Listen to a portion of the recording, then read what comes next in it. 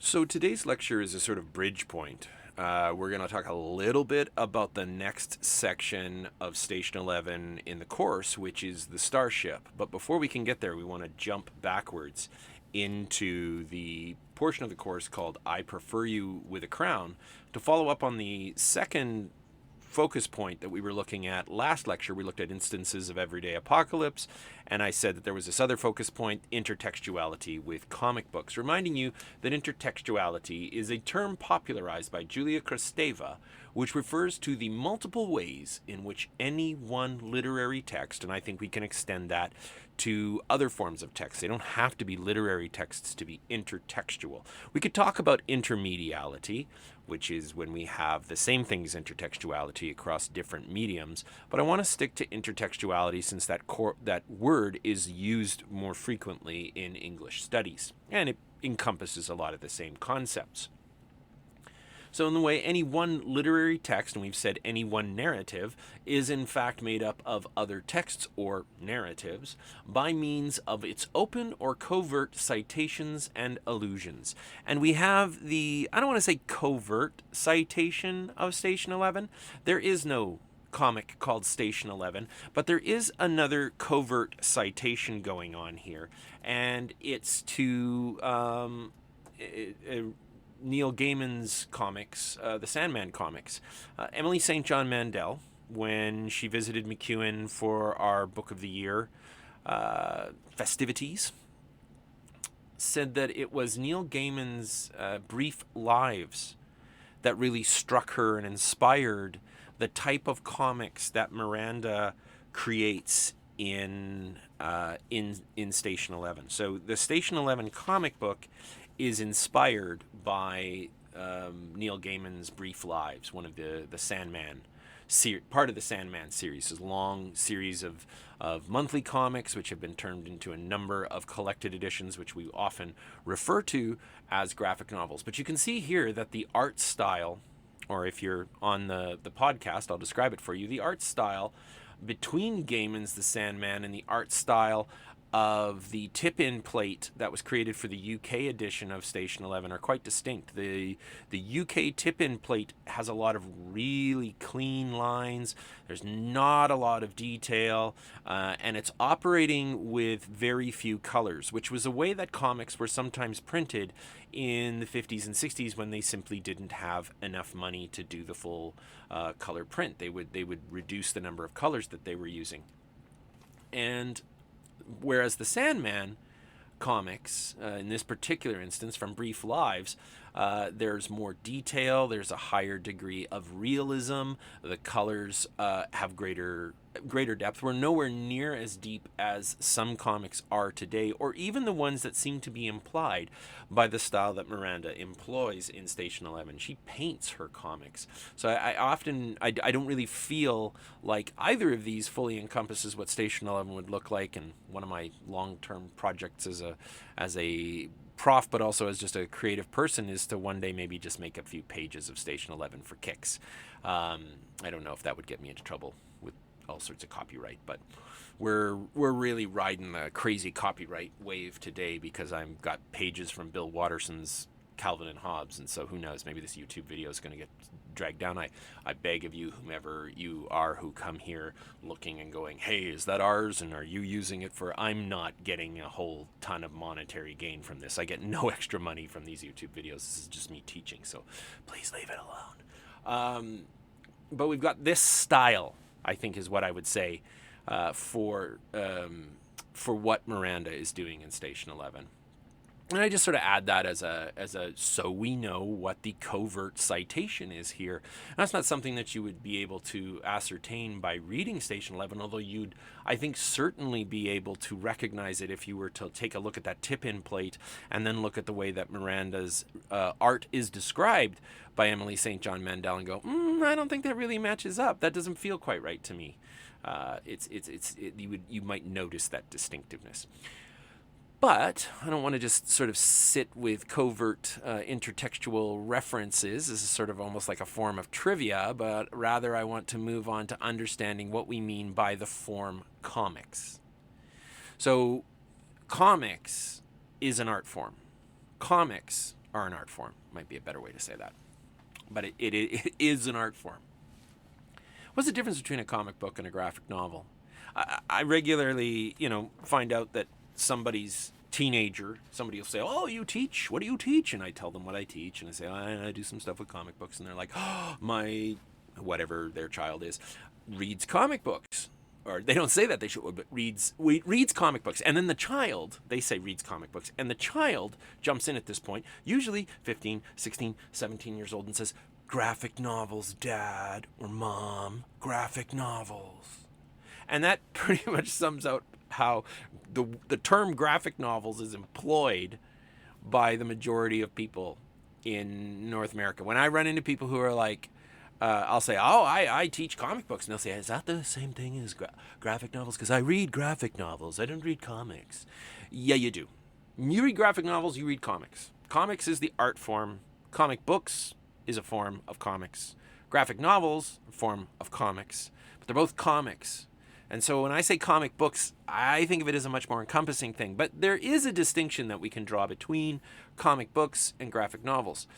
The series The Walking Dead, even though we get it in collected editions like the one that we're using for this course, we get Volume 1. And people call that a graphic novel, but that's not quite true.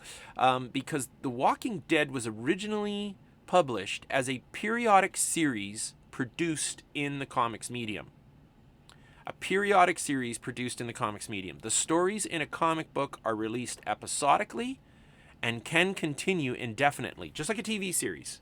If they keep getting renewed, if the people who are publishing that comic are making money off of it, they're going to keep publishing it. And this is the way that comics were traditionally published, from way back in the 1930s all the way up to today. Comics are published as periodic series produced in the comics medium. So you see there, the comics medium, that comics is the art form. The stories in a comic book are released episodically, and that's how The Walking Dead was originally released, just like the television series in some respects. And so it's not really a graphic novel at that point, although we might argue that once it's been collected, it sort of works like a graphic novel, a really long one. But most comic books that are released periodically aren't thinking, let's have an end game here. That was something that was introduced by independent comic writers largely in the 1980s. A Canadian comic book writer in particular, writer-artist named Dave Sim, who was doing a series called Cerebus, which was a spoof of Conan the Barbarian initially, and then it became something else. And he said, "We're going to go 300 issues and I'm going to kill the character at the end."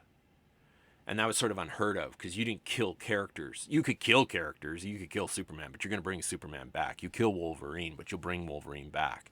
Whoever you kill, you bring them back, because if they make you money, you bring them back. Or you clothe them in, new forms. Thor becomes a woman.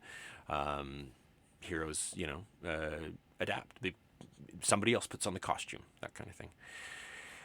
But a graphic novel proper is more like what we see with a book like V for Vendetta, which I include here because it's a legit dystopic work. I want us to remember that term dystopia, dystopic works that we've been sort of batting around a little bit, and I haven't quite come to ask the question, do you think Station 11 is a dystopic work like Patrick DeWitt says on the back, right? A genuinely unsettling dystopian novel. Is this really a dystopian novel? V for Vendetta sure is. It's a dystopian graphic novel. What's a graphic novel? It refers to a standalone, long-form narrative produced in the comics medium. So again, we've got the same medium, but there's just a difference in the way that it's being published. A graphic novel is in the writer's mind. It has a start and it has a finish. And I am not 100% sure if the creative team responsible for The Walking Dead knew where they were going when they started. I would need to do research on that. I'm unaware. But I know V for Vendetta, Alan Moore absolutely knew what he was going to end on. He's like, okay, this is the storyline. This is the arc. And, when it gets collected into an edition, you don't get 15 volumes of it. You just get one V for Vendetta. So that's really technically what we mean when we mean graphic novel. So we want to make sure we have our terms down. And then we've got the comic strip. And the comic strip's a bit of a dinosaur now, because newspapers are a bit of a dinosaur. Not a lot of people subscribe to their local papers. And so I don't know how many of you read comic strips. If we read comic strips now, we probably read them on the web, right? Like Nathan Pyle's Strange Planet on, say, Instagram or something like that. But once upon a time, the comic strip was released daily in your local newspaper. They were syndicated, they were distributed by those newspapers. So someone would come up with a comic strip idea, and it could be published nationally, it might be published somewhat locally, it could be published internationally. And Calvin and Hobbes was one of those comic strips that was, once it broke, was in every paper, if they could afford it, because you always had to pay for those things. And you had black and white strips that would appear in the daily news. And then there was a special insert that came on the weekends. And way back in the 30s, 40s, and 50s, that insert was like a magazine. It was like a magazine inside your newspaper that had all these color strips. It was not, I say magazine, I mean, I'm not necessarily saying it looked like Time, but that it was a thing unto itself. And I've never held one in my hands, but I've read lots of stuff on comics back in the day, and people who read comics in that period, and they said that they would just so look forward to what was called the Sunday Funnies. The Sunday Funnies, they'd be released on the weekend, in some newspapers Saturday, and some newspapers Sunday, depending on whether or not that newspaper published on Sunday. So Sunday Funnies had comic strips, and they were full color.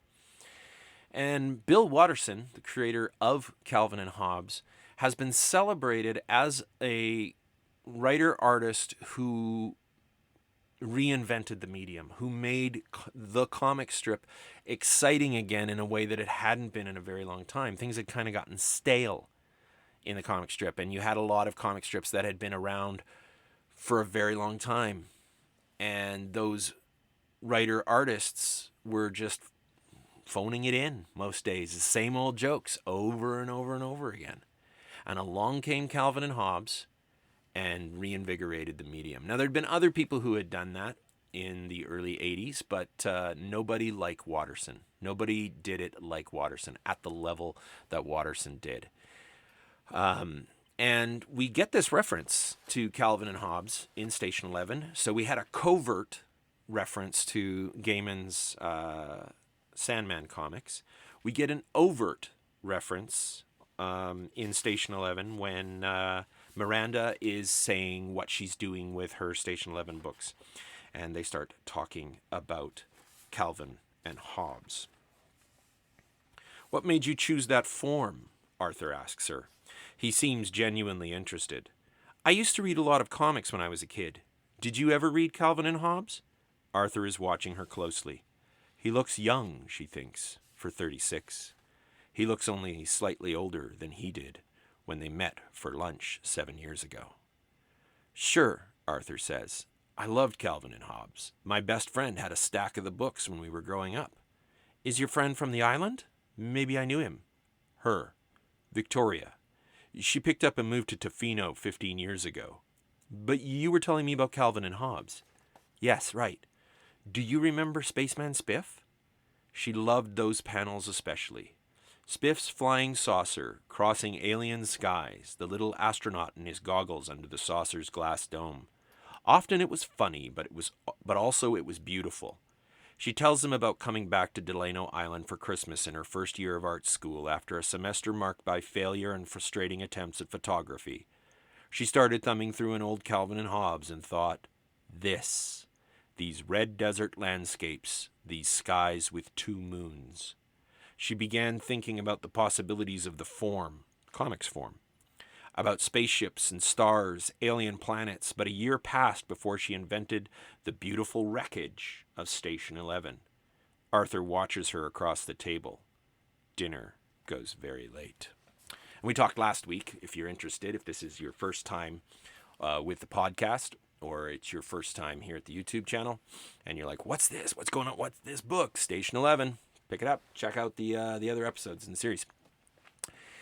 But the comic strip is what Miranda is talking about. And she's talking about the beauty of the form, of these lonely vistas that I think that this particular strip shows, where right in the middle of all these panels, we've got this really long horizontal panel with this desert landscape in the background. And there's Calvin as Spaceman Spiff, so very, very tiny.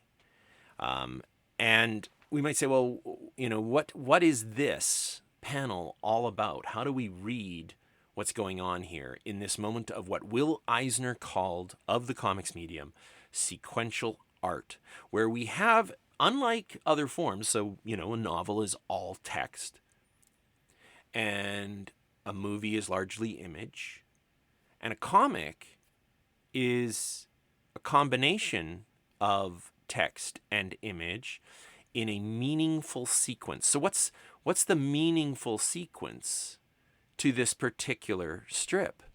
Well, it begins with Calvin as Spiff in his imagination. He always imagines these things. If you've never read Calvin and Hobbes before, all of this takes place in Calvin's imagination. This little boy. The fearless spaceman Spiff, interplanetary explorer extraordinaire, gazes across the forbidding landscape of an uncharted planet. What dangers lie ahead for our hero? What horrible aliens inhabit this world? And he gets out and he starts walking around. And there's this panel within a panel, and the smaller panel there is Calvin talking. The larger panel that it sits inside is him just walking all by himself. Completely lonely. Great big vista in the background. Tiny little spaceman Spiff. Reading comics is a little bit like reading film. We take a look at the way that the shot has been constructed, the way that it's organized, the composition of the frame. And by the way, the language is the same. Comics frame is what we have for these squares. And the white space between is called the gutter. But the frame, what's in the frame? What do I see in the frame? And when we would read this the first time, we'd just be reading it for our amusement. But Station 11 sort of points us in the direction of saying, hey, maybe you should take a closer look, because Miranda seems to consider this art. And so do I. And so do people who are very serious about comics. They consider comics art. And if it really is art, then you're going to have great artists, you're going to have artists. And the artists, they just draw pictures that are sequential, and they tell stories, and they're good. But then you have great artists like Bill Watterson. Bill Watterson did things, as I've already said, with the form that were innovative.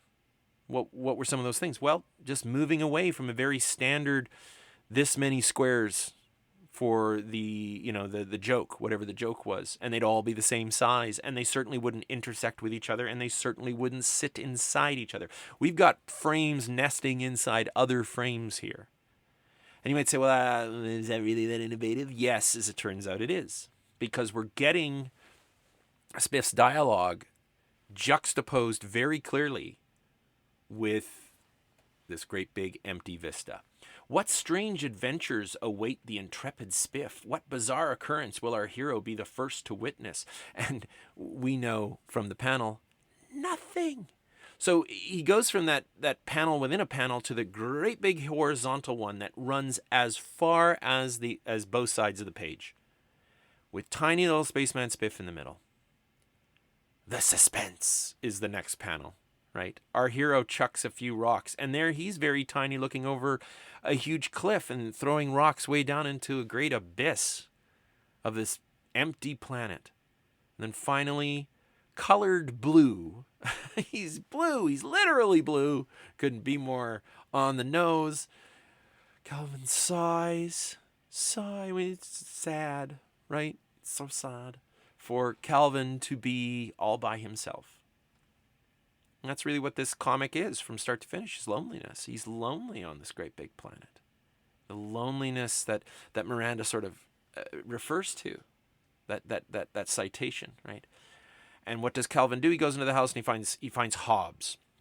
I never read Calvin and Hobbes before. Hobbes is Calvin's best friend. It's his stuffed tiger who really is just a figment of his imagination. But Lord knows, for those of us who read all of Calvin and Hobbes, that we just can't quite think of Hobbes that way. Hobbes, we'll admit readily that Hobbes is just a figment of Calvin's imagination, but we don't really want to say that because it doesn't feel right, because he certainly is rendered as his own character. And there's all sorts of things we could say about what Hobbes represents, but you'd have to read all of Calvin and Hobbes to do that. And so just to stay on track, we know that Hobbes, the tiger, is Calvin's best friend. So Calvin goes in the house, he gets Hobbes, and that last panel, you'll notice, has no border. This is the unframed panel. We have gone for the entire strip with borders to each panel. There is no border here. You cannot tell me that that wasn't intentional on Watterson's part. Because if he was going to do something with borderless, wouldn't it have made more sense to use that horizontal vista, that huge horizontal vista? He could have done some more beautiful art, but he doesn't. And in that final panel, if you couldn't find any weirdness, says Hobbes, maybe we'll just have to make some. Now you're talking. Nothing like being with your best buddy, your best friend. And suddenly there are no boundaries. There are no borders. There's just wide open potential at the end of the strip. So that's a way of me reading a comic strip. Really, really reading it. Now, I can read it just for fun. I can read it for entertainment. There's nothing wrong with that. I want to make this absolutely clear to y'all. Film, novels, I don't care what the medium is. We can just enjoy it for the sake of enjoying it. We can just feel the emotional rush that comes from a good gag. And we're going to see how that works in just a second. We don't have to analyze everything. And not everything has to have some deeper meaning to be of value. Calvin and Hobbes was hugely valuable to me as a young teenager, just for the sheer pleasure of reading a great joke with some really, really funny art. That's one of the great legacies of Bill Watterson, is that the man could draw goofy facial expressions like no one else. How do we read a comic? What's going on when we read a comic? If we want to go beyond just that initial pleasure of entertainment, which, as I say, is valuable. There's something in and of that that's great and grand. But if I want to read a little deeper, then how do I do it? Well, let's start again with understanding that concept, the map is not the territory, through the vocabulary of comics. And here I have a page or two from Scott McCloud's wonderful Understanding Comics. If you're going to read one book about how to read comics, you should pick this one up. It is done in the medium of comics. And as it's, using the medium, it teaches you how to understand the medium. So here we have Scott McCloud drawing himself, talking about how images work, the vocabulary of comics. He says, here's a painting by Magritte called The Treachery of Images. The inscription is in French. Translated, it means, this is not a pipe. And indeed, this is not a pipe. This is a painting of a pipe, right? Representation, not the thing. Well, actually, that's wrong. This is not a painting of a pipe. This is a drawing of a painting of a pipe. Maps within maps within maps. N'est-ce pas? Nope, wrong again. It's a printed copy of a drawing of a painting of a pipe. 10 copies, actually. 6 if you folded the pages back. So he's talking about the fact that this is sequential art, that we have been reading by running our eye from the left side of the page to the panel to the right. That's where we're still doing a left to right thing, as we often do, everyone does in Western culture anyway. There are other cultures that don't read this way. Some cultures read right to left. And there are comics that are read that way as well. Japanese comics are read in the opposite direction to Western comics. Right down to if you read them on a Kindle, you swipe in the other direction to turn the page. So McCloud's making a joke about the presence of sequential art. That's what comics are. They're sequential art. Do you hear what I'm saying? He says. If you do, have your ears checked, because no one said a word. Now, clearly in your experience it did, but this is a different map now entirely. I'm just referencing, in fact, we just went an extra level, didn't we? He said it's a printed copy of a drawing of a painting of a pipe, and actually this is a video with a printed copy of a drawing of a painting of a pipe scanned in. So, but there at the end, nothing was really said. If I hadn't spoken it, if you just read it with your eyes, nothing is actually being said. And that's the whole point of this idea of representation. And again, someone might say, well, what difference does that make? Too often, the representations, the maps, the fictions are used like they are the territory, like they are the thing, like they are reality. Comics really announce their artifice. We know we're not looking at a real person when we look at Calvin. We are readily aware that Calvin is not a realistically rendered person. And yet, there are posters of Calvin's facial expressions with, like, what emotion is this, that people have used with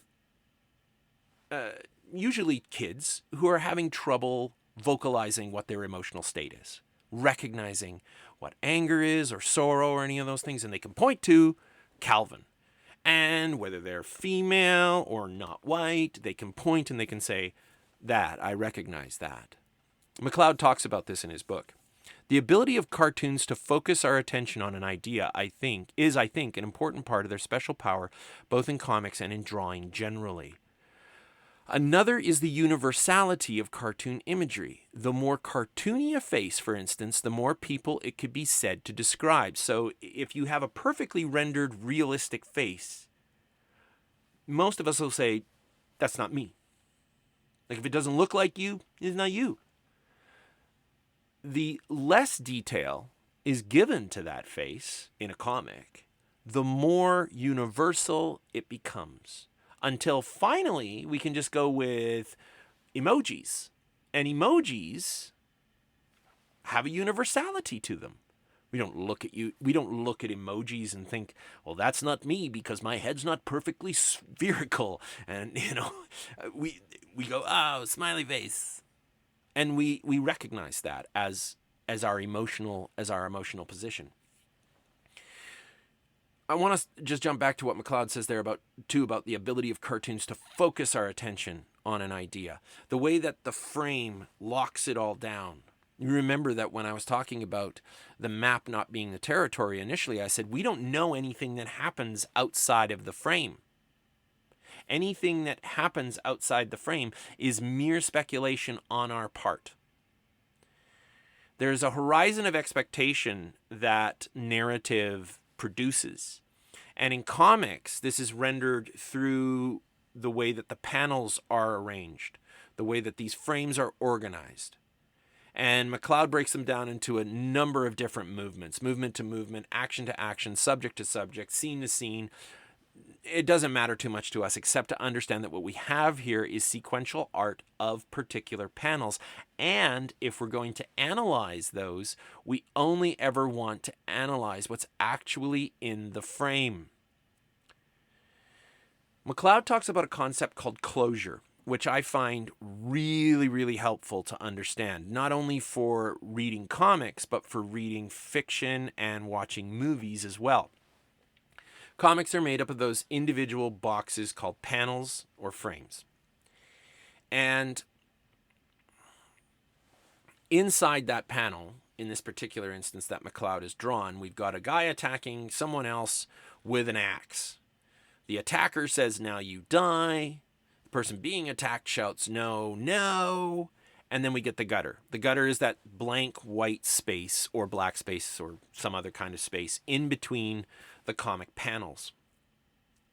And then in the next panel, we have an exterior image of downtown urban space silhouetted against a night sky with a moon and a scream written across the sky. Yeah!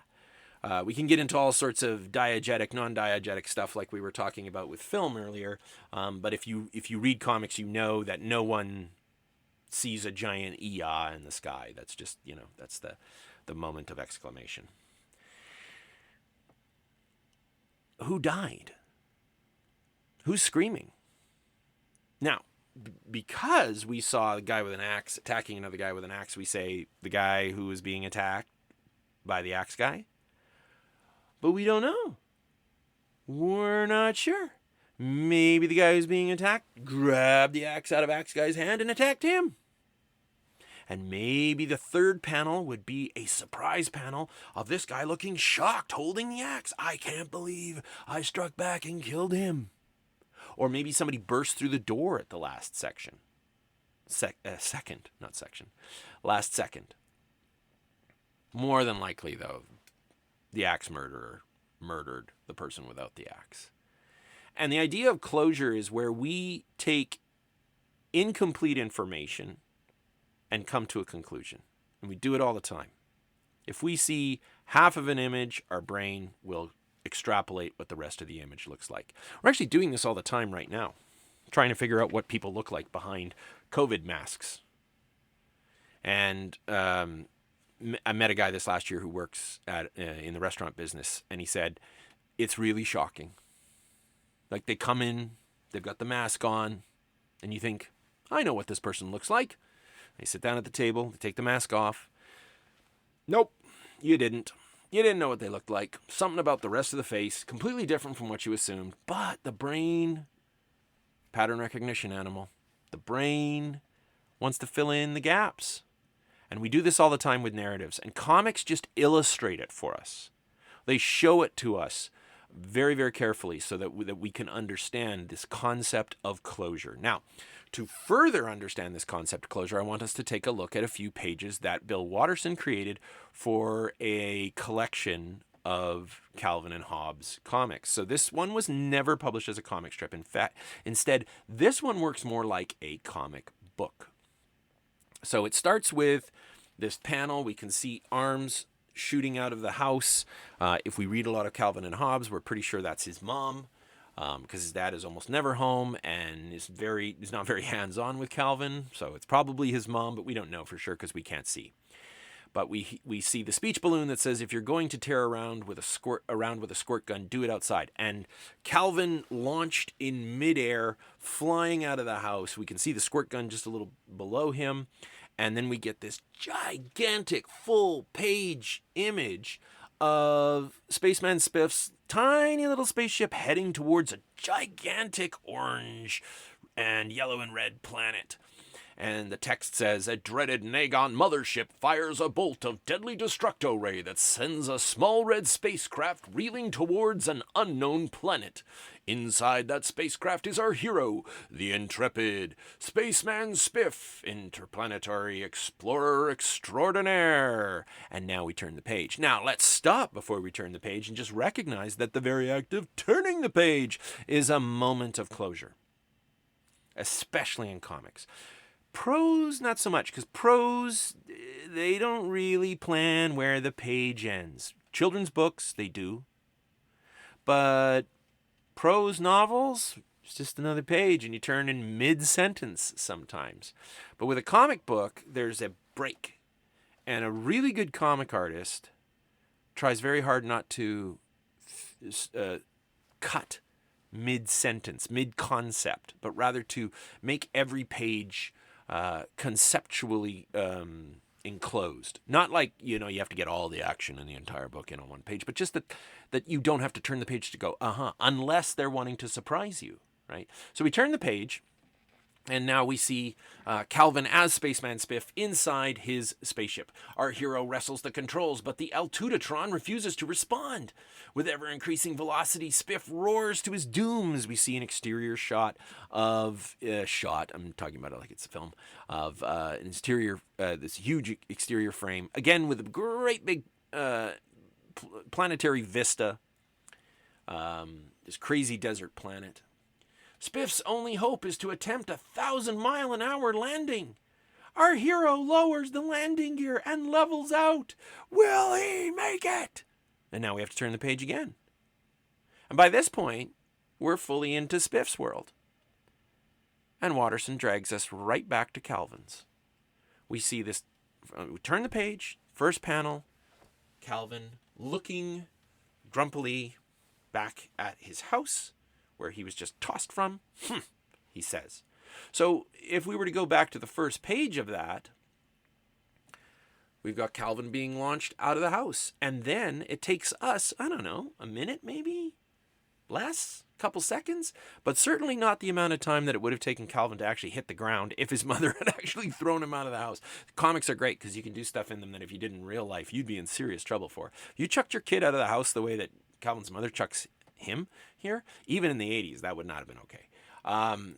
But you can do it in a comic, right? But Calvin has this whole imaginary space adventure in the, second or two it would have taken him to hit the ground. And Watterson saves the joke for when we turn the page. So the organization of the comic panels sets the joke up. Then we're back. Next panel, we're back inside Calvin's imagination. So if we'd never read Calvin and Hobbes, at this point, I hope we'd be figuring it out. We might have to flip back through the pages to sort of figure out that Calvin being tossed through the air triggers his imagination to him being Spaceman Spiff. If we don't get it yet, we're certainly going to get it soon. Yes! We see the imagination, the interplanetary imagination of Calvin. The incredible Spaceman Spiff survives, and we see his ship is ruined. It's crashed into the ground. Dazed but unhurt, our hero crawls from the smoldering wreckage. Next panel, Calvin in one of those great big vistas. He's very tiny. Spiff sets off across the planetary surface. An ominous, shadowy figure flits across a nearby hilltop. An alien. We see Calvin hiding behind a rock. The frame is much closer in. He's got his gun out. He looks desperate. Our hero darts behind a rock and sets his Zorcher on shake and bake. The alien approaches. And the very next panel, we see Susie, the girl that is one of his neighbors and is really one of Calvin's only real friends. Because Hobbes, the tiger, is not, he's just imaginary. Hi, Calvin. I see you. So you can stop hiding now. Are you playing cowboys or something? Can I play too? So there's Susie looking over the rock at Calvin, who's hiding. And at this point, I think we'd clue in. If we hadn't clued in by now, we go, oh, I see. This kid's pretending all this stuff. It's a loathsome batweb booger being. And so we see Susie in Calvin's imagination as this great big green three-eyed insectoid alien monster. A repulsive leech-like creature that attaches itself to you and never lets you alone until you're dead. He just doesn't like how clingy she is, that clingy girl. Greep, gork, goop, goop, says the alien. Our hero springs into action. We see Calvin jumping out from behind the rock. Kiss your protons goodbye, booger being. And he says, Spiff fires repeatedly.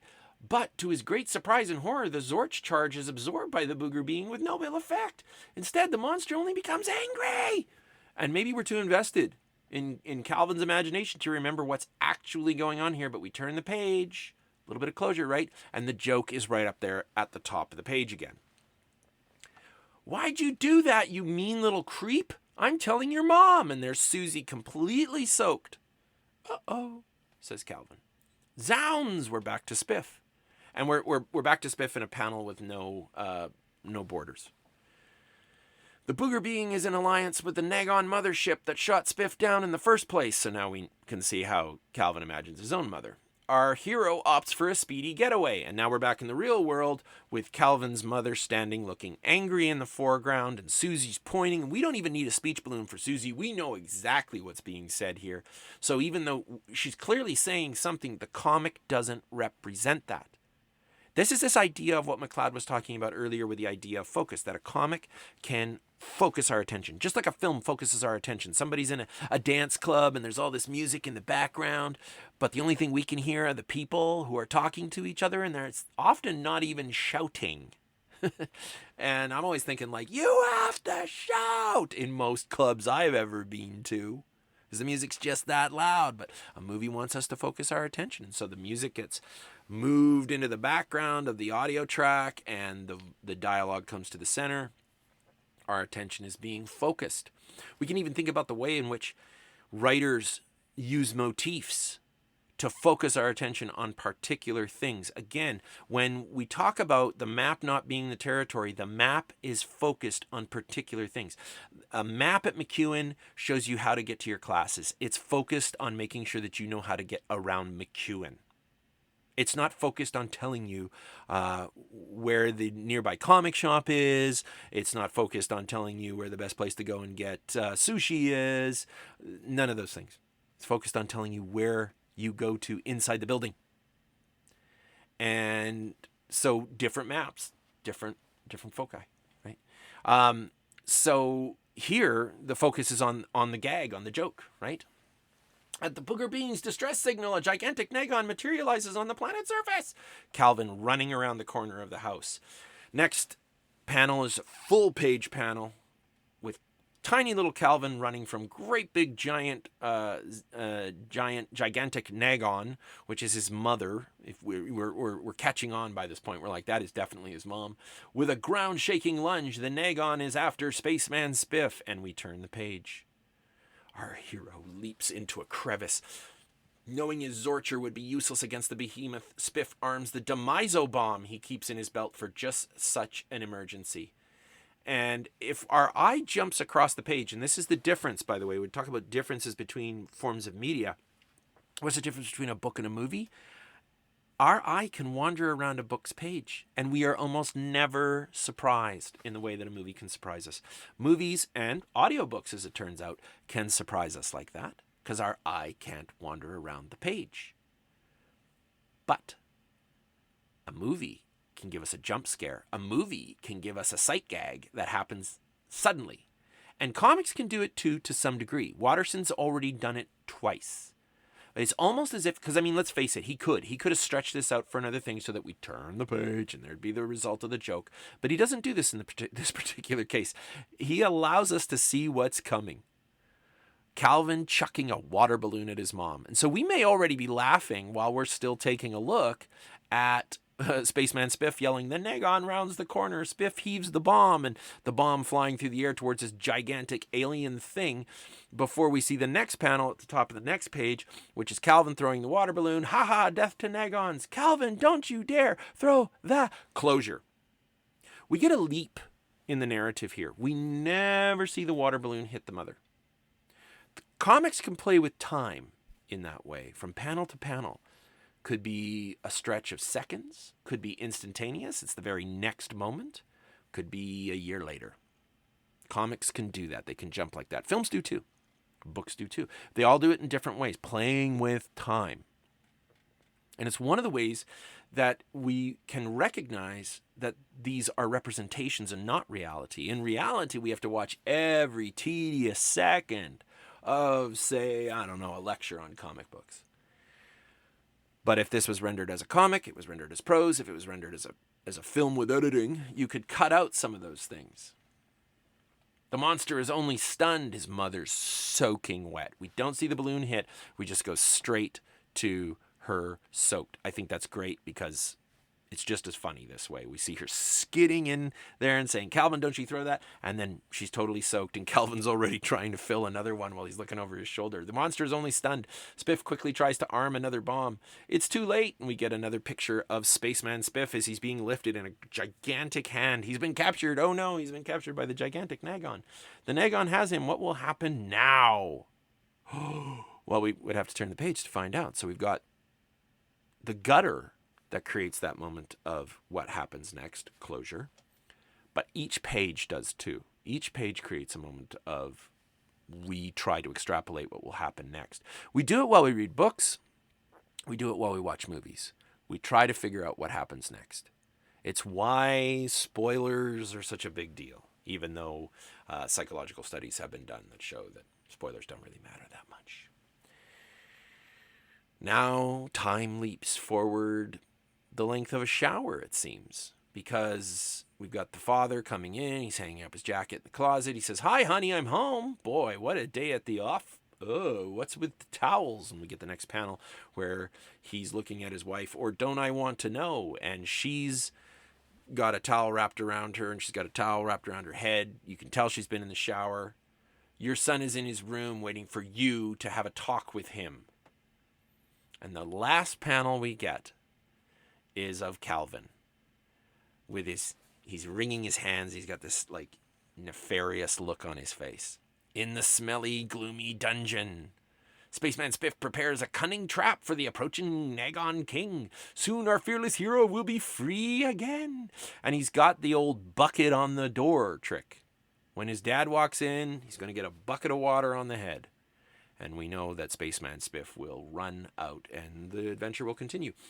But this is like a crash course in how to read comics, so that when we look at The Walking Dead in an upcoming lecture, you have a better sense of what to expect there. All right. I want to finish up today with I Prefer You with a Crown, blending over to the Starship. We've taken a look at this idea of intertextuality with comic books. And I just wanted to remind us that what we're looking at with Spaceman Spiff is a intertextual reference, not only to comic books, but to science fiction in general. But that the theme statement of Station 11, Survival is Insufficient, is an intertextual reference to Star Trek Voyager in particular. And we get this conversation in the section of Station 11 called the Starship, where they talk about, like, is it seemly for a Shakespeare troupe to, have a reference to, a trashy TV series like Star Trek written on our caravan. And what I love about this is that it is not only an intertextual reference to science fiction, an intertextual reference to Star Trek, but that it's also then an intertextual reference to low art. And even though Mandel's characters, some of them anyway, don't like that it's a Star Trek reference, the book is positive about that. I mean, Survival is Insufficient is it is the major theme of the book. And the inclusion of Star Trek Voyager as motif is supporting the idea that this is the theme of this book. So it doesn't matter so much that one character or another doesn't like that the reference Survival is Insufficient comes from Star Trek. It matters that the book reiterates that idea repeatedly. So it's not just that we get Survival is Insufficient written on the caravan for the Traveling Symphony, but that we return to it a number of times. Now, the Starship is a difficult section of the book to parse because it's sort of 3 narratives and maybe 3.5. We've got Kirsten in the Traveling Symphony, more of their adventures. We've got Arthur's Dear V letters, where he wrote home to say what was going on with him. So a little bit more of Arthur's story, but it's done in what we call an epistolary narrative, which is narrative generated through letters, usually. Could be done, I guess, in today's day and age as social media. Clark and these iPhone zombies. And there's a reference in the Clark section of the Starship to the idea that survival is insufficient. And I use it as a way I want to use it anyway, as a way to encourage you to be watching out for moments where survival is insufficient beyond Kirsten and the Traveling Symphony. Because Kirsten and the Traveling Symphony, we get survival as a theme. Survival being insufficient, maybe less so, but we might come to the conclusion that theme is only for that strain of the book. It's only for the parts that Kirsten focalizes. Survival is insufficient is just for the post-apocalyptic sections of the text. Absolutely not, because check this out. Clark does these reviews of corporate leaders and corporate workers and sees whether or not they, how they could improve or do they need to be fired, etc. And he's interviewing this person who says, because I think people like him, referring to someone that she works with and someone that Clark is reviewing. Clark was one of Arthur's best friends. Because I think people like him, she says, think work is supposed to be drudgery punctuated by very occasional moments of happiness. But when I say happiness, I mostly mean distraction. And I want that to point back into the last section of the book, the section called I Prefer You with a Crown. There are a number of references in that section of the book where survival is insufficient rears its head, that we get the repetition of images, motifs, through dialogue, through character musings that show us that it's not enough to just live. There's gotta be more. Okay? So I just want us to be thinking about that as we move between I Prefer You with a Crown into the Starship. And the Starship sort of has this liminal space. That's why I took the majority of today to talk about Calvin and Hobbes.